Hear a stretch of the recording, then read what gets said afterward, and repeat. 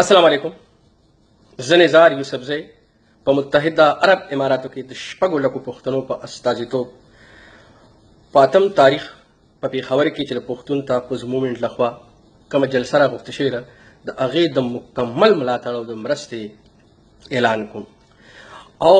په دنیا کې په نړۍ کې چې څومره پښتانه وروڼه او خویندې دي زموږ هغې ټولو ته خواست کوم چې په څه ناڅه شکل کې په دې جلسه کې شریک شي. هم دغه زموږ د بقا لار ده، هم دغه زموږ د خلاصي لار ده. راځئ چې دې ریاست ته چې د تېرو 40 کالو راسې د پښتنو په کور یو قیامت جوړ کړی دی، راځئ چې دې ته یو واضح او کوټلی پیغام ورکړو. که موږ غواړو چې خپل بچي د دې تکلیف نه، د دې درد نه، د دې ناوړي عمل نه خلاص کړو او خپل بچو ته یو روښانه سباوون ورکړو، نو د هغې لپاره دا ضروري ده چې موږ ټول وروڼه خویندې، ځوانان، بوډاګان، زلمي، طالب علمان، شاعران، ادیبان، هنرمندان، د میډیا ملګري، څوک چې چته دي هغوی په دې جلسه کې ګډون کړي او د پښتون تحفظ مومنټ سره ملاتړ وکړي. که څوک په میډیا کې کار کوي، که څوک په سوشل میډیا کې کار کوي، چې چته څوک کار کوي، که طالب علم دی راځئ چې دا پیغام خپور کړو. دا یوازینۍ لار ده موږ څخه ټولو څخه چې موږ د خپل کام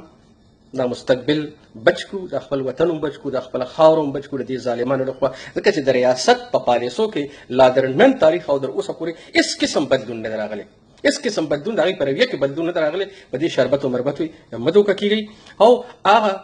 خلکو ته، هغه قوتونو ته چې څوک په یو نامه څوک په بله نامه د پښتون تحفظ مومنټ په لاره کې خرنډان اچوي، ورته دا وایم چې دې کام سره د دې نه لویه دښمني بله نشي کېدی. هغه خلک چې کوم خلک د دې تحریک په لار کې خرنډان اچوي.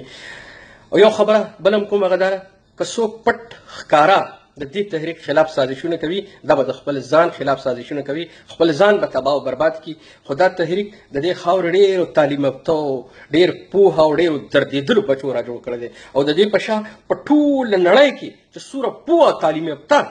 او د دې کام او د دې خاورې درد لرونکي پښتانه دي، هغه ټول د دې په شا باندې ولاړ دي. نو راځئ یو وارې بیا تاسو ټول وروڼو خویندو ته خواست کوم چې په 8 تاریخ د پېښور په دغه جلسه کې ګډون وکړئ. ډېر پخوا رحمتشاه سایل صاحب ویلي چې دا بیله خبره ده چې هېڅ چا هم غونچک نه کړ، دا بیله خبره ده چې هېڅ چا هم غونچک نه کړ، فکر د سپرلي هسې سمسور دی په دې خاوره کې.